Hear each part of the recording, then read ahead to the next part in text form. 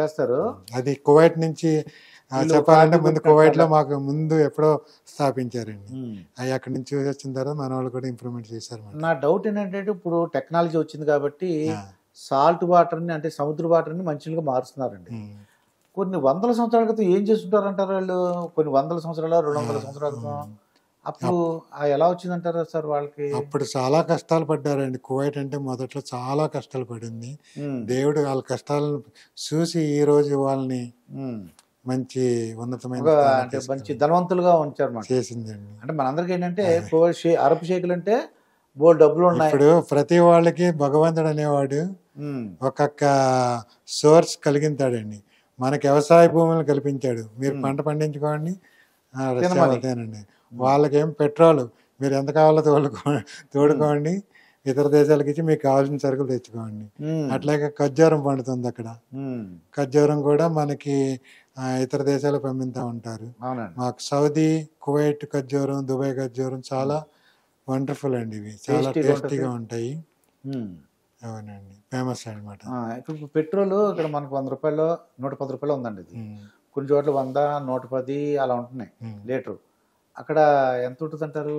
మీరు ఒక water bottle కొనుక్కున్నా, ఒక వాటర్ బాటిల్ పెట్రోల్ కొనుక్కున్నా, 1 లీటర్ పెట్రోల్ మీకు వాటర్ బాటిల్ కన్నా సవగా దొరుకుతుంది పెట్రోల్. ఇక్కడ ఫర్ ఎగ్జాంపుల్ 15 రూపాయలు 20 రూపాయలు అనుకోండి వాటర్ బాటిల్, అక్కడ కూడా అంతే ఉంటుంది అంతేనండి లీటరు. అంతేనండి, సవకేనండి. అయితే కారులో పెట్రోల్ మనం వేసుకుని అంత దూరం చక్కగా. ఇప్పుడు నా కార్ ఉందండి, ప్రాడో ఉంది, ప్రాడో ల్యాండ్ క్రూజర్. ఒకేసారి దాంట్లో 50 లీటర్లు 60 లీటర్ల పైన కొడతామండి. అట్లా కొట్టినా కూడా మనకి ఎంతో డబ్బులు ఖర్చు అవ్వదు. అది ఇప్పుడు 50 లీటర్లు అనుకోండి, 50 × 20 అనుకోండి, 1000 రూపాయలు అవుతుంది అంతే. అక్కడ మాకు చాలా చౌక. మాకు ఇప్పుడు ఒక 10 దినాలు పెట్టామంటే నా ట్యాంక్ ఫుల్ అయిపోతుంది. ఇప్పుడు మీరు సిటిజన్షిప్ అక్కడ అవ్వదు, మీరు ఉన్నంత కాలం అక్కడ ఉండడం లేదు. మీరు ఎన్ని సంవత్సరాలు ఉన్నా రెసిడెన్సీ ఎవ్రీ 2 years కానీ 1 year కానీ రెన్యువల్ చేసుకోవాలి తప్ప మీరు సిటిజన్షిప్ తీసుకునేది మాత్రం లేదండి. మా పాప అక్కడే పుట్టింది. పాపకు కూడా మాత్రం అట్లాగే మనకి డేట్ ఆఫ్ బర్త్ అక్కడ ఉంటుంది, కువైట్లో పుట్టినట్టు ఉంటుంది. కానీ రెసిడెన్స్ మాత్రం మనం ఎవ్రీ ఇయర్ మనం రెన్యువల్ చేసుకోవాలి. అది మీరు ఇండియన్ సిటిజన్ లెక్క. అంతేనండి, అంతే. అయితే స్పాన్సర్షిప్ మనకుండే జాబ్ స్టేటస్ని బట్టి మనం, ఇప్పుడు మా మిస్సెస్ ఉందండి, నా అండర్లో నేనే రెసిడెన్సీ ప్రొవైడ్ చేస్తాను మా మిస్సెస్కి. అట్లాగే మా పాప ఉంది, మా పాపకు కూడా నేనే రెసిడెన్సీ. అట్లాగే నా దగ్గర ఒక డ్రైవరు, హౌస్ మేడ్ ఉంటుంది, వాళ్ళకి కూడా నేనే రెసిడెన్సీ ఇవ్వచ్చు. అది అంటే నాకుండే నా జాబు ఏదైతే ఎక్కువ శాలరీ ఉంటుందో దాన్ని బట్టి నాకు గవర్నమెంట్ ప్రొవైడ్ చేస్తుంది అన్నమాట ఆ ఫెసిలిటీస్. అంటే ఇక్కడ మన వాళ్ళు ఏం చేస్తారంటే రాజకీయ నాయకులు అందరూ కూడా ఓట్ల గురించి అనుకోండి, లేకపోతే నిజంగా అనుకోండి, పెన్షన్ ఇస్తుంటారండి కొంత ఏజ్ వచ్చే వాళ్ళకి. అంటే సీనియర్ సిటిజన్లకి పెన్షన్ ఉంటాయి, కొన్ని సదుపాయాలు కూడా ఉన్నాయండి. మొన్నటి ట్రైన్లో అయితే 50% ట్రైన్స్ కన్సిషన్ ఉంటుంది సీనియర్ సిటిజన్. కరోనాకు ముందు, కరోనా తర్వాత మన మోడీ గారు తీసేసారులేండి అది ట్రైన్లో అయినా. అలాగా మరి అక్కడ సీనియర్ సిటిజన్స్కి 60 ఏళ్ళు దాటిన వాళ్ళకి ఏదైనా ప్రత్యేకమైన గవర్నమెంట్ సదుపాయాలు ఉన్నాయండి అన్న? అది యాక్చువల్లీ ఓన్లీ కువైతీ పీపుల్ వాళ్ళకి మాత్రమే ఉంటాయండి. తర్వాత జనరల్ పీపుల్ మాత్రం 60 సంవత్సరాలు దాటినా ఉన్నా, ఒకప్పుడైతే 60 సంవత్సరాలు దాటితే మీరు ఎక్కువ పేమెంట్ రెసిడెన్స్కి పే చేయగలిగితే మీరు ఉండొచ్చు, లేకపోతే మీరు ఇంటికి వెళ్ళిపోవచ్చు అని చెప్పి అన్న టైప్లో చెప్పి. అది కువైట్ వాళ్ళు కాకుండా వేరే వాళ్ళు 60 ఏళ్ళు దాటితే వాళ్ళకి ఎక్కువ రేట్ పే చేసి అక్కడ ఉండాలి, రెసిడెన్సీ మనం చేయించుకోవాలి, ఎక్కువ రేట్ పే. కానీ ఇప్పుడు మాత్రం మళ్ళీ ఆ కానూన్ తీసేస్తారండి. ఇప్పుడు మళ్ళీ జనరల్గా మీరు ఉండాలనుకుంటే కొంతకాలం మళ్ళీ ఉండొచ్చు, దానికి అమౌంట్ పే చేయాల్సి వస్తుంది. మరి కువైట్ ఉన్న వాళ్ళకి సీనియర్ సిటిజన్లకి గవర్నమెంట్ ఏ విధంగా సహాయం చేస్తుంది? వాళ్ళకి చాలా ఉన్నాయండి, కానీ నాకు అంత పూర్తిగా తెలియదు. చాలా అవకాశాలు ఉన్నాయి.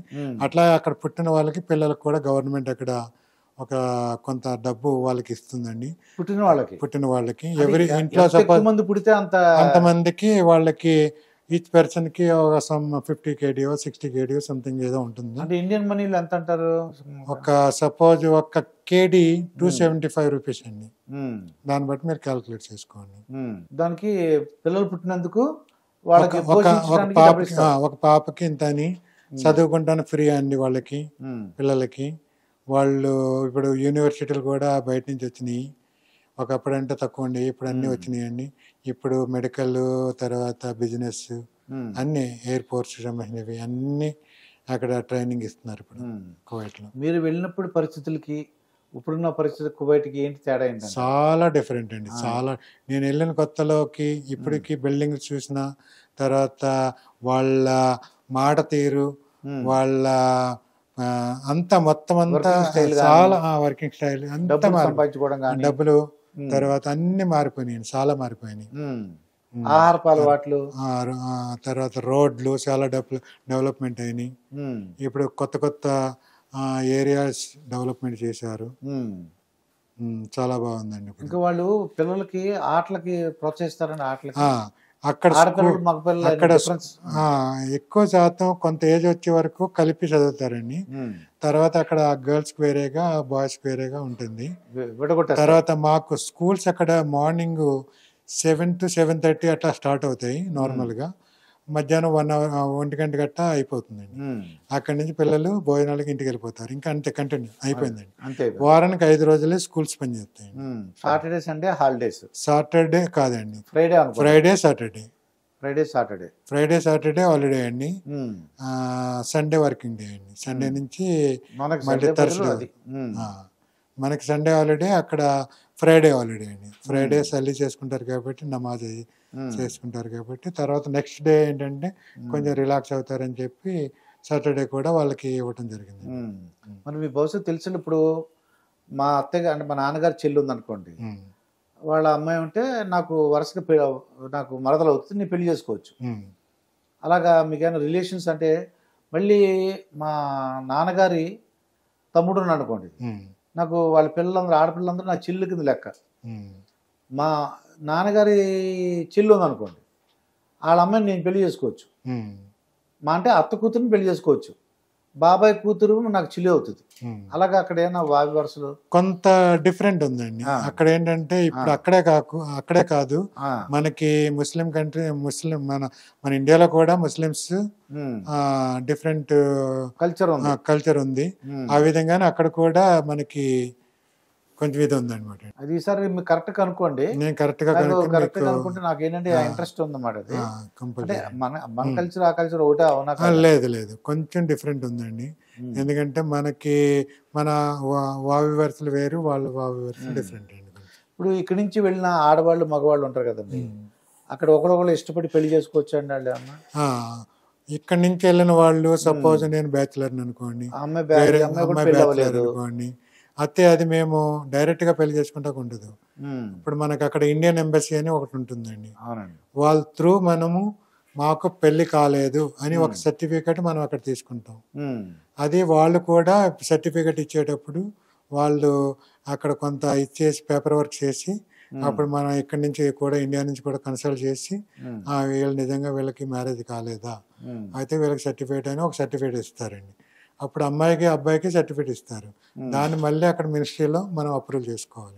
అప్పుడు చేసుకుని వాళ్ళు ఏ మ్యారేజ్ కావాలంటే ఆ మ్యారేజ్ చేసుకోవచ్చండి. అక్కడి నుంచి వాళ్ళకి సర్టిఫికేట్ ఉంటుంది. ముస్లిం, హిందూ అయితే హిందూ మ్యారేజ్ చేసుకుని వాళ్ళు అప్పుడు లీగల్ గా వాళ్ళు ఒక ఇంట్లో సంసారం చేయొచ్చండి. ఒకవేళ పిల్లలు పుడితే మాత్రం వాళ్ళు కువైట్ పిల్లలు ఎవరు కువైట్ లో పిల్లలు పుట్టారనుకోండి, సిటిజన్షిప్ రాదు, కానీ కువైట్ బోర్న్ సర్టిఫికేట్ మాత్రం మీకు వస్తుంది. అదే సర్టిఫికేట్ కువైట్ గవర్నమెంట్ ఇస్తుంది. దాన్ని మనం పట్టుకెళ్ళి మళ్ళీ ఇండియన్ ఎంబసీలో రిజిస్ట్రేషన్ చేసుకోవాలి. అది ఫ్యూచర్లో మళ్ళీ వాళ్ళకి పాస్పోర్ట్ అప్లై చేయాలి. ఇమీడియట్లీ 1 month 2 months వాళ్ళకి పాస్పోర్ట్ అప్లై చేయాలి. ఈ బర్త్ సర్టిఫికేట్ వచ్చిన తర్వాతే మనకి ఎంబసీకి వెళ్ళాలండి. ఎంబసీ కూడా మనల్ని బాగా చూసుకుంటుందండి, ఇండియన్ ఎంబసీ. ఇక్కడ చూడండి, మనకి ఎమోషన్ అంటే బాబాయ్, పిన్ని అని, చెల్లెమ్మ అని అలా ఎమోషన్స్ ఉంటాయండి, బంధాలు అటువంటి కూడా అక్కడ ఉంటాయండి. వాళ్ళకి లెక్క చేయరు. ఉన్నాయండి, బంధాలు ఉన్నాయి. నాన్న, అమ్మ, తాతగారు బాగా చూసుకుంటారండి, చాలా బాగా చూసుకుంటారు, చాలా బాగా చూసుకుంటారు. కొత్త గొప్ప జనరేషన్ మారినప్పుడు కొంచెం ఇదైనా కానీ చాలా బాగా చూసుకుంటారు. ఈ సెల్ ఫోన్ ఎఫెక్ట్ ఉందంటారు అక్కడ ఏమన్నా? సెల్ ఫోన్ ఎఫెక్ట్ అయితే కంపల్సరీ ఉంది నార్మల్ గా, కానీ ఇప్పుడు కామన్ అయింది అది కంపల్సరీ. ఇప్పుడు పిల్లలందరూ కూడా అంటే భోజనం పెడుతున్నారు అనుకో, సెల్ పెడుతున్నారండి. మరి అక్కడ ఎలా ఉందో మనకు తెలీదు. చిన్నప్పుడు చందమామ అనే కుక్కని, పిల్లని చూపించేవాడు. ఇక్కడ లేదండి, ఓన్లీ సెల్ చూపిస్తున్నారు, భోజనం పెట్టేస్తున్నారు. అవునండి. మరి అక్కడ ఎలా ఉందండి కువైట్లో? కువైట్లో కూడా ఉండటానికి ఉందండి, కల్చర్ ఉంది. నార్మల్గా పిల్లలు ఏంటంటే ఇంకా అదేంటంటే వాళ్ళకి బయటకి ఇప్పుడు సపోజ్ చిన్నపిల్లలు ఉన్నారు, ఇప్పుడు సపోజ్ అక్కడ నాది ప్రోగ్రామ్ ఉంది, అక్కడ హౌస్ మేడ్ని ఇచ్చి పంపిస్తారు. ఇచ్చినప్పుడు మేడ్ దగ్గర ఒక సెల్ ఇచ్చి పంపిస్తారు. ఏదంటే అక్కడ వాళ్ళకి పార్టీ అయిన తర్వాత వాళ్ళు కాంటాక్ట్ చేయడం కోసం, డ్రైవర్ని కాంటాక్ట్ చేయడం కోసం, ఫాదర్స్ మదర్స్